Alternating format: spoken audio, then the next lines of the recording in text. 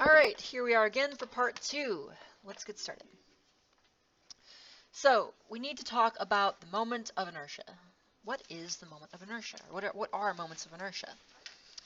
So, let's review.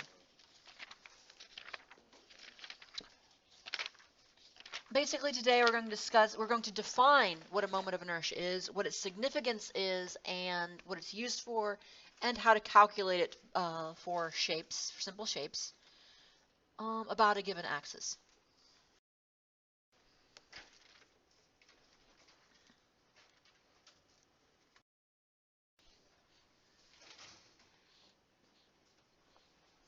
Okay, moment of inertia.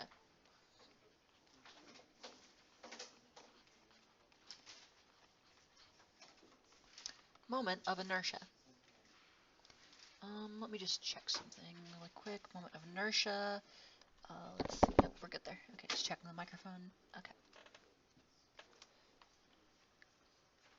Moment of inertia. So, the moment of inertia. What is the moment of inertia? It is a section property. So again, a section property is a property of the cross-section that depends only on the cross-section's geometry. It does not depend on the material the object is made of. It doesn't matter what the density is. It doesn't matter the strength of the material. It is purely a property of the geometry. So it's a section property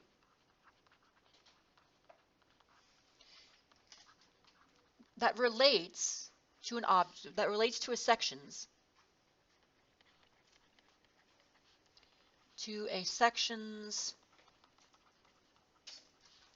capacity to resist bending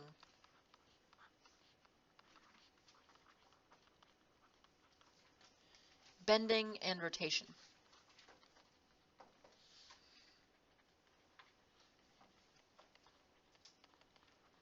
Bending and, there's a really bad bending. Bending and rotation. Okay, so what do I mean by this?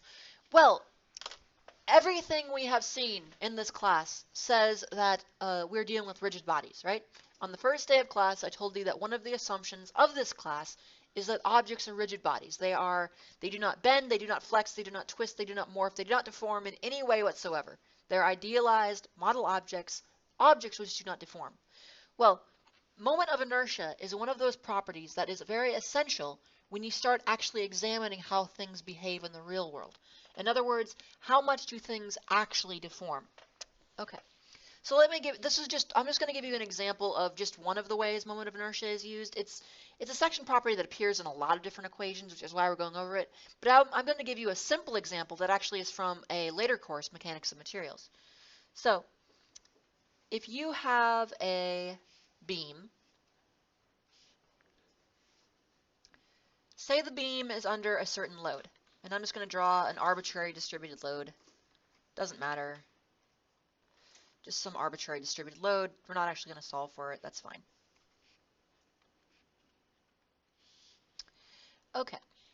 So in terms of material strength, in terms of whether this beam will fail or not, we are not actually concerned with the total moment.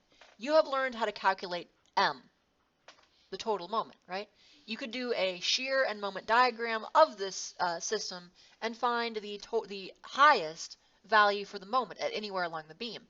And we need to make sure that our section or that our beam can withstand that maximum bending moment, because that is the critical moment. That is the peak. That is the maximum that this beam needs to be able to withstand. So you've learned how to calculate M.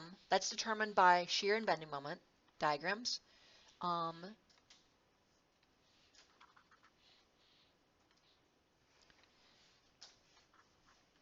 By shear and bending moment diagrams.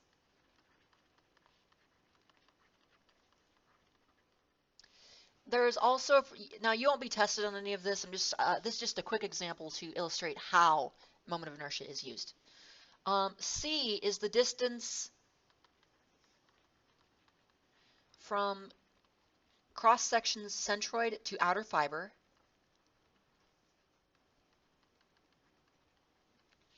Centroid to outer fiber. This is where centroids come into play.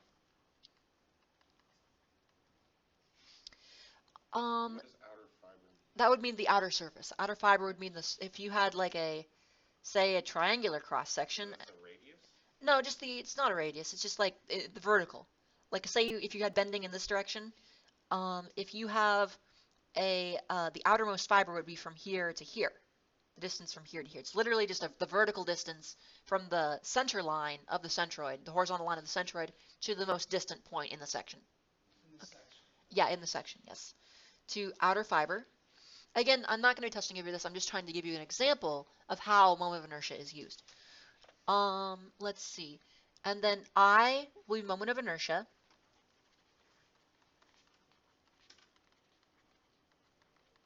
And I could say about a certain axis, but I don't want to confuse things yet.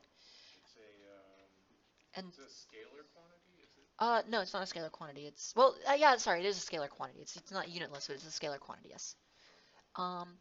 And sigma is your stress, material stress. That's a lowercase sigma. This is a lowercase sigma, yes. That's not a 6, that's a sigma. Huh? I know it looks like a 6. Okay. So the equation here would be sigma equals mc, I'll underline all those, over I. And this has to be yet less than, say, F yield, the yield stress.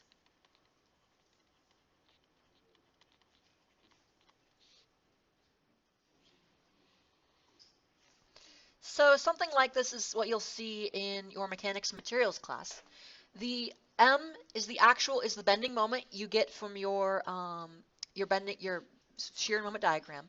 C is just taken from the distance from the centroid to the outermost fiber, and I is your moment of inertia. And then so sigma is the critical stress value. Like ultimately, like I said, we do not care when we're designing beams what the actual moment is, right? I don't really care. I can design a beam to withstand any moment. What the real critical factor is the material that this object is made of being stressed beyond what it can take? Is this object being stressed beyond what it can take?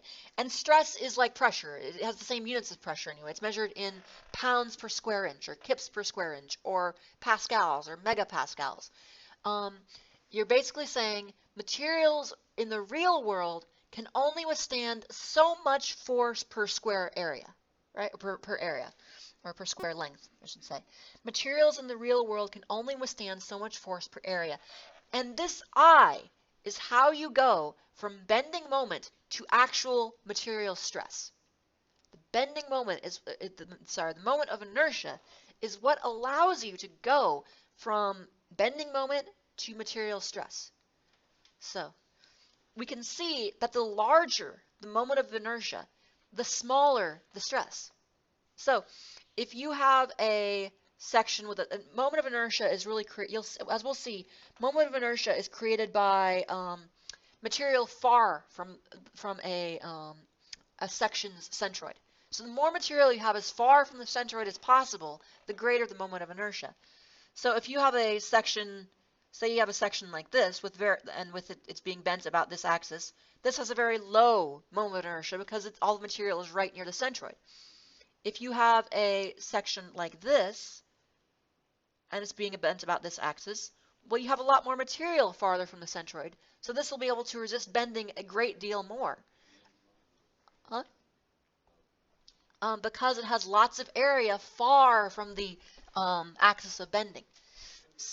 Yes? Trying to bend it like that. We're bending about this axis, so it would be bending like sort of into the page, sort of. This, if you can visualize this in 3 dimensions, this side would be going away from us, and this side would be coming towards us. This point would be going away from us, this point would be going towards us. This one here? Depends on what it's made of, but this would be a lot easier to bend than this one. Because it just the way moment of inertia works. Again, moment of inertia, I'm not trying to teach you mechanics of materials. That's a later course. Young's modulus, or the modulus of elasticity, that's something different. That relates the strain in a material to the stress. The strain in the material is how much it physically deforms. Like, in other words, like what, things might deform as, 0.008 inches or something. But strain is actually that divided by its original length. So it's like a percent deformation. And Young's modulus relates stress to strain. So anyway, that's what Young's modulus is.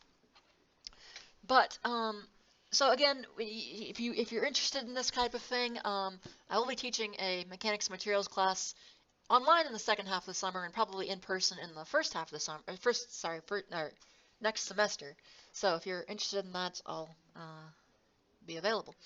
But anyway, that's neither here nor there. This is unrelated to that. Do you have to take dynamics before you can take mechanics? I'd have to check the prerequisites. I'm not sure if you technically need dynamics before mechanics. I can tell you that in terms of the class, in terms of what I teach in the class, it's generally not needed.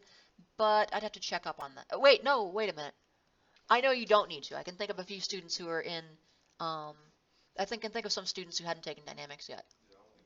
So yeah, you don't need dynamics before you take mechanics materials. But anyway, that's neither here nor there. That would be a UT Tyler course, by the way. Okay, so let's see. What next? Let's actually define moment of inertia. So again, we have seen that it is, in layman's terms, or a casual, non-mathematical description of it, is a measure of a section's capacity to resist bending. So that is one way to describe it, but probably a more useful way, or a more mathematical way, is moment of inertia of a section via integration.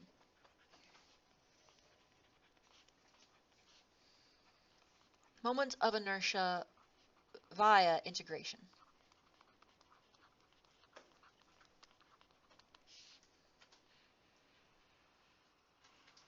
All right. So we have two things. Ix, this is going to be the moment of inertia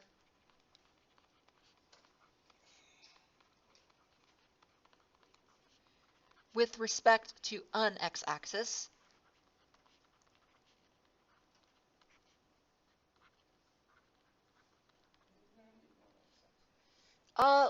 Because the thing is, I got to be very careful with this, because later we're going to look at the parallel axis theorem, and we're going to learn how to translate between parallel axes. So people always get confused when I say which x-axis, because oftentimes I'll be talking about an x-axis sometimes I'll be talking about one that is positioned at the base of a section. Sometimes I'll be talking about an x-prime axis that is going through the centroid of a section.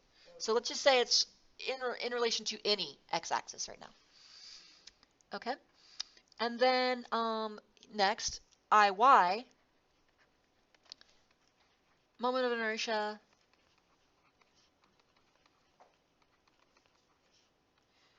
with respect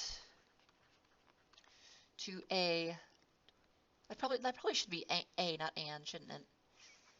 English be hard. Is it nx axis or n whatever? 2 and what? 2a. But that's weird how that works. 2a x axis. Yeah, I don't know if the a if it applies. No, we need to get an English professor in here. Okay, fine.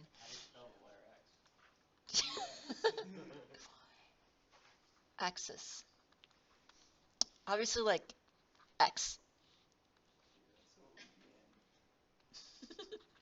I guess that's why it sounds like it should be an that's why it sounds to your ear like it should be an and, I guess. Sometimes, yeah. Huh? Okay. What's next? Okay, so there's that. Now, the description of this is Ix is the integral of y squared dA, and Iy is equal to the integral of x squared dA. So, in general, we're going to have, that looks awful.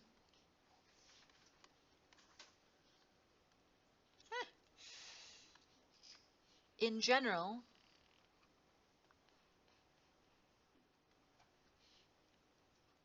going to have something like this. So if you consider a section here, for the IX, we're going to have a dy. So again, in both of these, we're maybe concerned with this area here.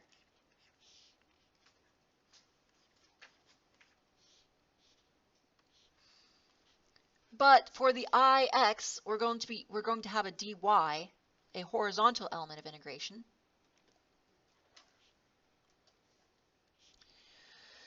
A horizontal element of integration. And for the IY, we're going to have a dx, which will be a vertical element of integration, like this. So with a dy and here a dx. Because again, we're concerned with our x here. We're concerned with our y here. See, the moment of inertia with respect to x-axis is basically asking how much material squared do we have from the y-axis? How far is the material distributed from the y-axis is what we're asking. Sorry, for the ix, sorry, back up. For the, I screwed that up, sorry. For the ix, we are asking how much material squared do we have from the x-axis. That's why we have a y in the ix term. We're asking how much material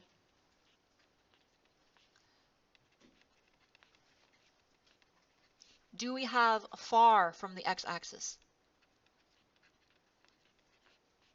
Away from the x-axis.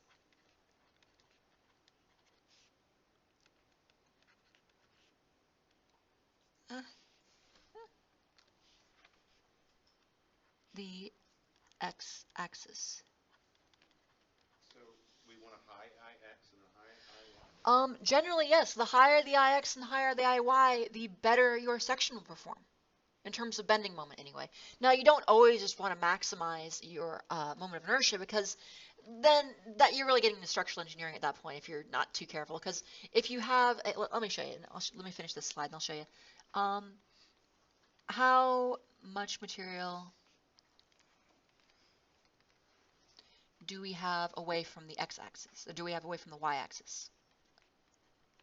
Have away from the y-axis. And that's fundamentally what the IY is saying. Yes? But that's different from the first moment of inertia, which is Q. Yes. Okay. Oh, did you get this? Okay, just some quick notes. The question was, should we always maximize moment of inertia? Well, you have all seen a W section before, or way back in the day they were called I-beams, although nobody makes I-beams anymore. We make W sections for various reasons. But you probably, maybe not, you probably know what the shape looks like. It's used very commonly in beams.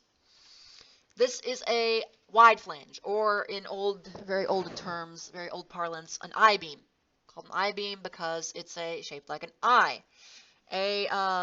Nowadays we use shapes that are called W sections because they have wide flanges. But anyway, terminology: flange, flange, web. In general, the web carries shear, and the flanges carry moment. So notice how this shape is constructed. It is deliberately constructed with a large amount of area far from the centroid, especially if you have a really tall I-beam, or a really deep I-beam, I should say. If you have a really deep I-beam, look at this. This thing would have crazy moment capacity. So for the same cross-sectional area, you could make a little rectangular shape like this for the same amount of material. Or you could stretch it out, put lots of material way up here, put material way down here, and you now have an enormous capacity because you have material very far from the centroid. You have material very far from the centroid. To actually calculate the moment capacity, there's the moment of inertia of one of these, we're going to need the parallel axis theorem, which we'll learn on Tuesday. But I just want you to get a sort of feel for moment of inertia, in that it represents the bending capacity, or the capacity to resist moment. And you get the capacity to resist moment by having material very far from a section centroid. So what's the disadvantage of this? Well, okay, you got to be careful though, because if you make this very tall, like if we really stretch this out and just make this ridiculous, well, then our ideal, we're assuming certain failure modes. Like we're in the calculation, in that simple MC over I calculation, we're assuming that's going to fail in bending.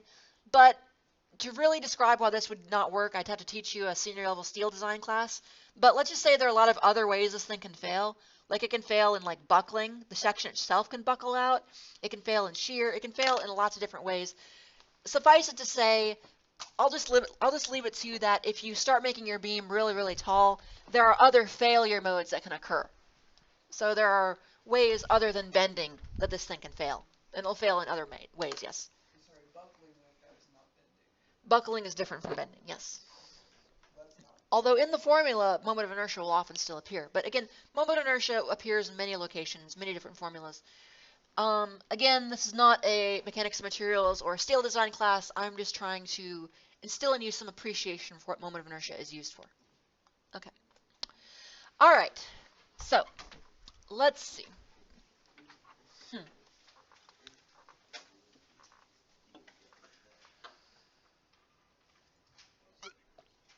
Let's find this out.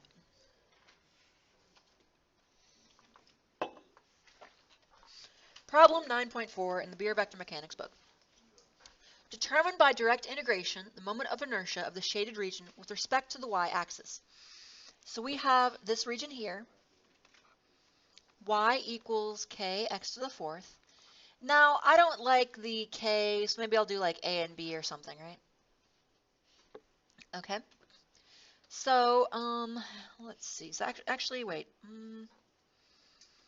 Let's see. If I put in b for a for x and b for y, I will get, let's say,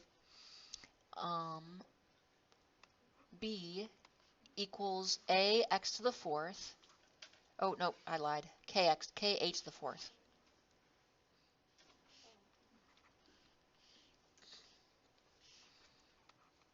K a to the fourth, and k equals b over a to the 4. And so y then equals b over a to the 4th, x to the 4th, like so. Now, what else could we do? Well, let's think about this. So I'm gonna do a moment of inertia with respect to the y-axis here. So I'm concerned about this. So that means I'm going to have a horizontal element of integration.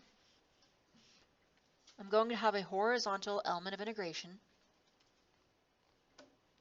which means a dy, and I'll need the equation in terms of x and y, or I'll need to solve it for x essentially.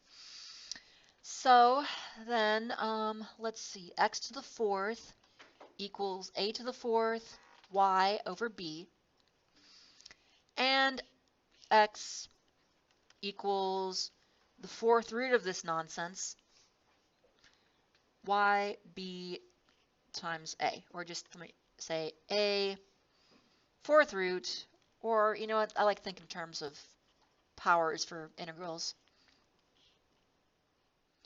y over b to the quarter power, like that. That's x. So this will be a times, actually let me put it down below, a times y over b to the quarter power. Okay? And now, IY, oh sorry, asking for with respect to the y-axis. Respect to the y-axis, yes. Maybe doing dx. Let me think about that. Oh yeah. Oh my goodness. I'm sorry. I blew this big time, didn't I? I hate it when it's Friday. Sorry about that. He's the only one in class that's awake. Yep, we're all asleep here. Okay. Derp.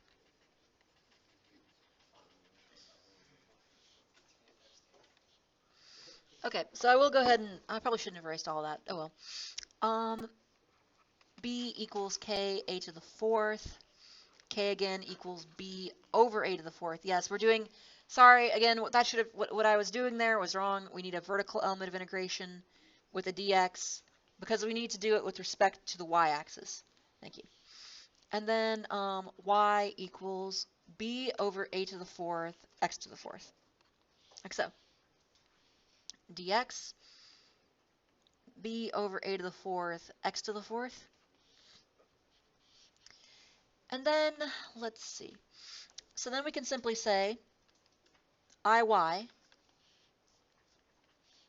equals the integral of x squared dA, but dA is going to be dx times b over a to the fourth x to the fourth,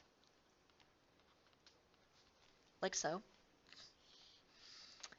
And then this is going to be, from 0, so this is going to be the integral from 0 to a of b over a to the fourth x to the fourth times x squared, right? Dx, of course, yes. So then I can bring the b over a to the fourth out of the integral because they're constants. 0 to a of x to the fifth. Yes. Isn't the area of y component of the area 1 minus b? 1 minus. Oh my gosh. Yeah, you're right. Derp. You know, you're right. I was thinking something different. This is why you gotta be careful. Sorry. Yeah, b. This is actually b minus b over a to the fourth x to the fourth.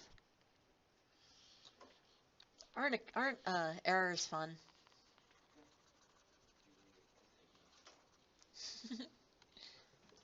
Well, you learn by making mistakes. That's how you learn.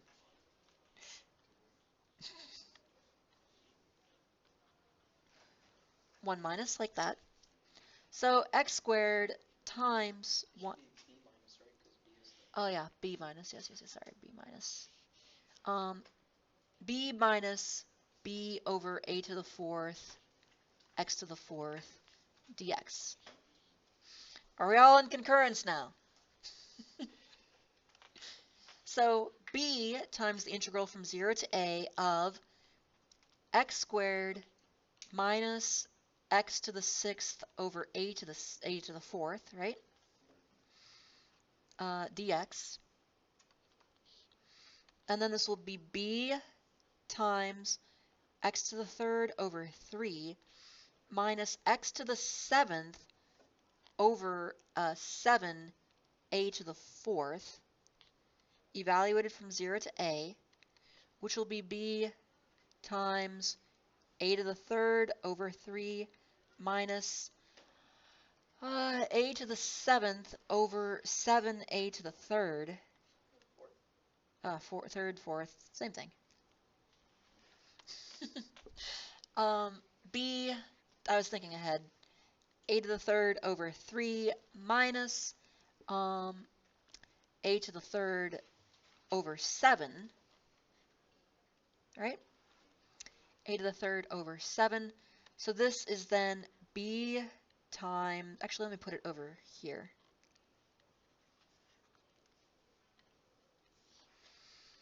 Equals b times 7 a to the third over 21 minus 3 a to the third over 21. And then this, and finally will equal 4b a to the third over 21. And that's IY. All right.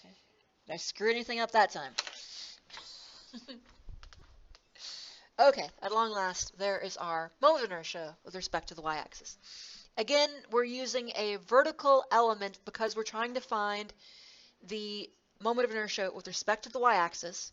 The formula has an x in it. That means a dx, which means a very thin element in the x direction. All right. Be very careful working on autopilot. Okay. Okay. This equation on the top here is y equals b. The question was, why are we doing b minus b over a to the fourth? This equation here, the top curve, is y equals b. The bottom curve is y equals b over a to the fourth x to the fourth. So therefore, the difference between them is b minus b over a to the fourth x to the fourth. We're looking for the height of the rectangle as we go across as a function of x. All right, other questions? Okay, moving along. Oh wait, this is, same one except x-axis. Now, let me move this to this slide here.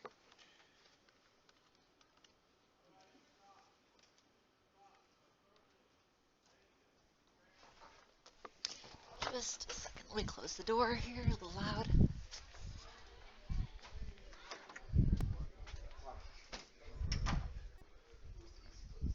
Oh. Let's see.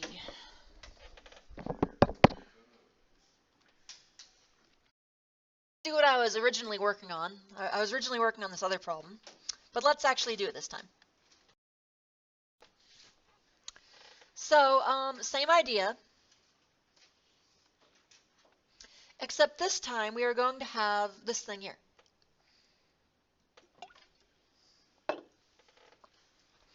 So, I'll pretend I didn't know anything about the problem, about the previous problem. So I'm going to say this is this equation here is x equals maybe I don't want to do that actually. I'll just copy the equation from over here first. So y equals b over a to the fourth x to the fourth.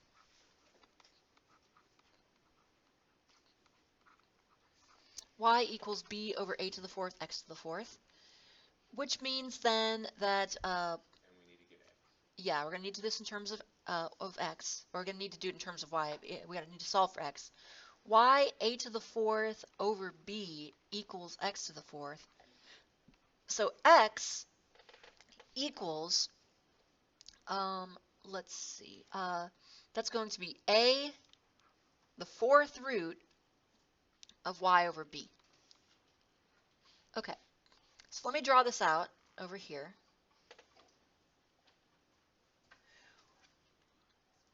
We are going to have a dy here, a dy, and this piece here is going to have, well, actually, it's fairly simple. We don't need the minus a or anything like that, because it's simply going to be minus 0. The right bound, the outer bound is this here, and the inner bound is x equals 0. So it's just a times the fourth root of y over b. So ix is going to be the integral of x squared dA, and dA is just this width times this height, just a rectangle, a times the fourth root of y over b dy. Oh, wait, thanks, thank you. That was just a badly written y. I don't know what you're talking about. Anyway, y squared dA helps if you write the right formula. The integral from, let's say, 0 to b, because the outer bound, the outermost y value is b, of y squared times a times the fourth root of y over b. Ew. At first this looks god-awful, but actually this isn't going to be so bad, because I'm first going to say, you know what, this is just a over,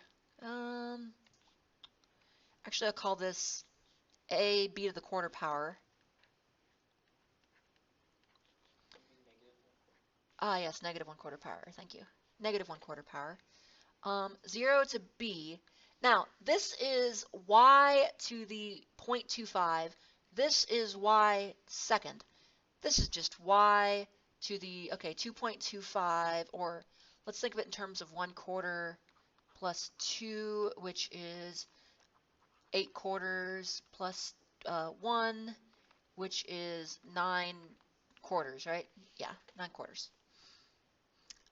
So, or 1/4 anyway. So this is not y to the 9/4 power. Isn't math fun?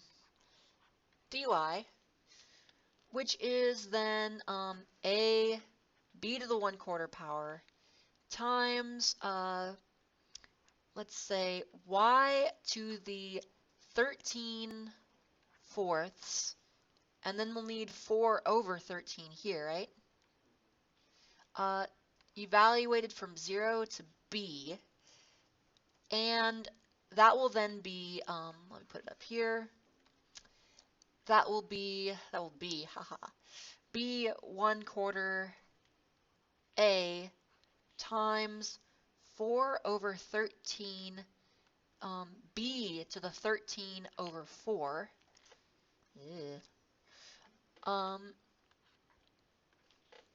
Yes, I'm sorry. Why is it not b to the negative 1/4? that was always b to the negative 1/4. Okay, thank you.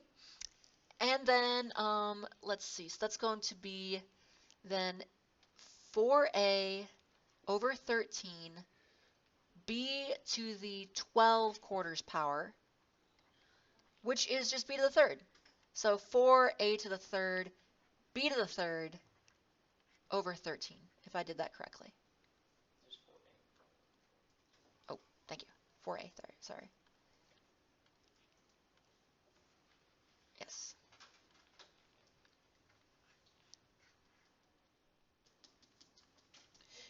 Now, there is a built-in check on these.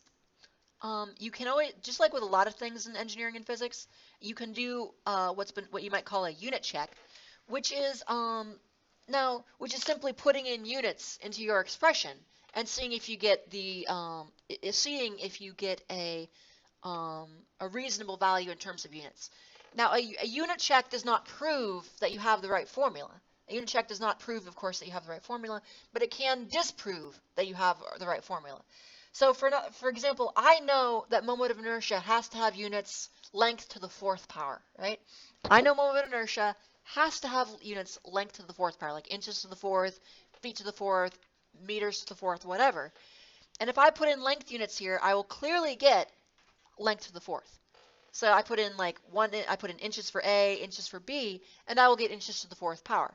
Again, that does not prove that I actually have the right formula, but it doesn't disprove it. So it at least passes the unit check. All right, other questions on that? So this is moment of inertia, but it's not in units of length times force. Exactly. It's called moment of inertia, but that's just a physics term. It's not in units of length times force. Okay, there's something else I'd like to do. That's good for my book examples. But I would like to attempt to derive one of my favorite formulas. You have a favorite formula? I have many favorite formulas.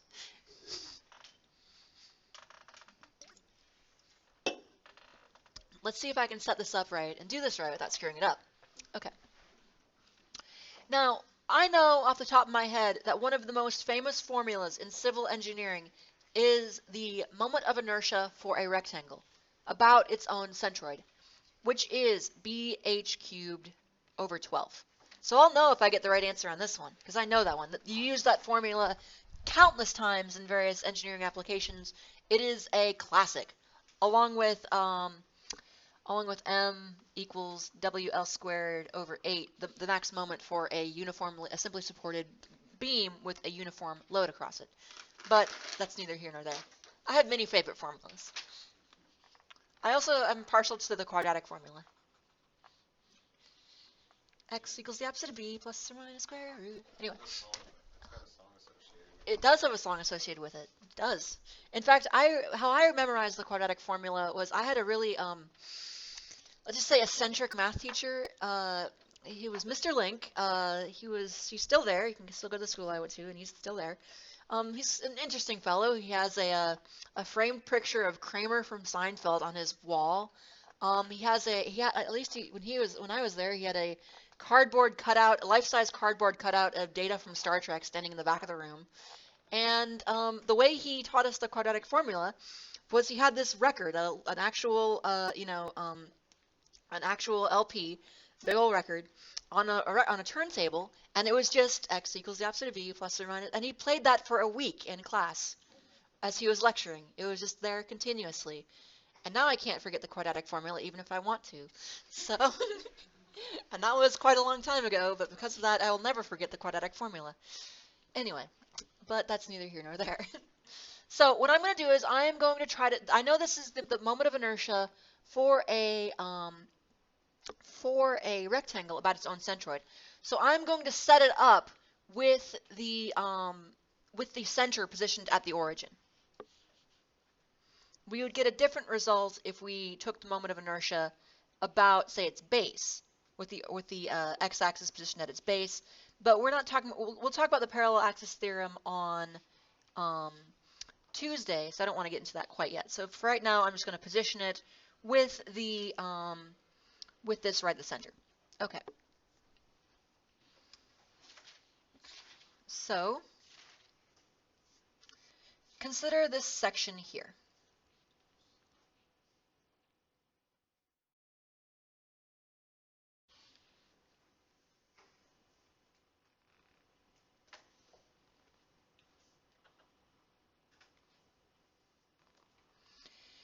We have a rectangle, and this is going to be B, and this dimension is going to be H.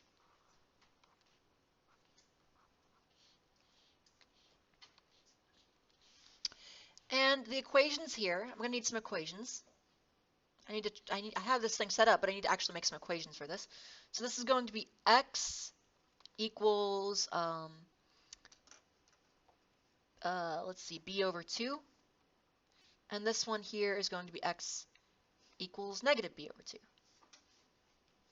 Okay? Yeah, that will work. And our element of integration, I'm going to take it like this here.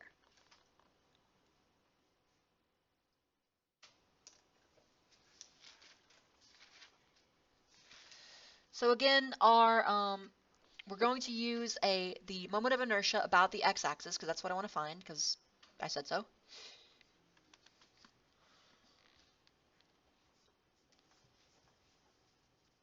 So again, Ix equals the integral of y squared dA. So we do need equations in terms of x equals. Okay, but this isn't going to be too bad. So Ix is going to be the integral from, that looks like negative h over 2. Actually, let me write out the element. Let me write out our dA a bit. We're going to have dy here as the height. And then the dimensions are going to be right bound minus left bound. So b over 2 minus negative b over 2. Or just b, yeah. Yay, nice and simple. So we're going to take it from negative h over 2 to h over 2. And that's this dimension here, and dA is just b times dy. Okay? So b times dy. And then we will have y squared b dy. All right, so I can pull the b out. Integral from negative h over 2 to h over 2 y squared dy, which will then be the integral of y to the third over 3 b times this, evaluated from h over 2 to negative h over 2. Isn't that lovely? B times, let's see, h over 2 to the third over 3 minus negative h over 2 to the third over 3. Joy. I didn't say it was a fun formula to derive. B times, let's see, that looks like h to the third over 8 over 3. And this is going to be plus a negative, right? Minus a negative is a plus. So this is going to be plus h to the third over 8 over 3.